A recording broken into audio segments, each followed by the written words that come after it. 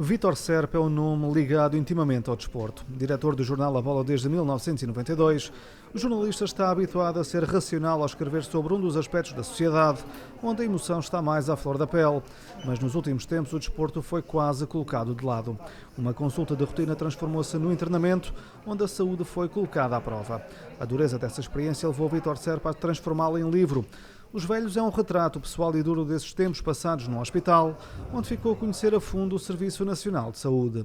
É o meu livro mais autobiográfico, eu acho que qualquer escritor põe muito de si em qualquer livro, mas este evidentemente que é um livro em que eu vou ao fundo de mim e é um livro também de um jornalista da verdade, um jornalista que de repente se depara com um mundo absolutamente novo, o mundo hospitalar, que muitas vezes ouve falar como um mundo um pouco desumanizado e caótico, e que de repente descobre exatamente o contrário e que sente a necessidade de dar o seu testemunho no sentido de valorizar, sobretudo, os profissionais de saúde. Aquilo que mais me orgulhou foi ver a humanidade e a sensibilidade dos profissionais de saúde e as suas competências. Num mundo onde os mais idosos são muitas vezes marginalizados e esquecidos pela sociedade, Vítor Serpa decidiu utilizar o título do livro como uma chamada de atenção e um grito de alerta. Os velhos têm direito de viver,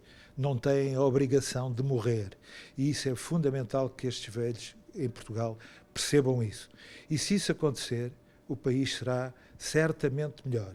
E desde que também haja compreensão, desde que haja, eu diria que o reconhecimento, sobretudo daquilo que pode ser o valor dos mais velhos, que não tem que ser propriamente o valor da substituição dos mais novos, pelo contrário, é da complementaridade dos mais novos. E o problema é que os velhos, no sentido em que os velhos acompanham a evolução dos tempos, não aqueles que desistem de viver e que ficam apenas à espera da morte, os velhos que acompanham a evolução dos tempos podem ter muito a dizer sobre a evolução de uma sociedade, nomeadamente a sociedade portuguesa. A obra é também uma reflexão sobre o mundo da comunicação social nos dias de hoje.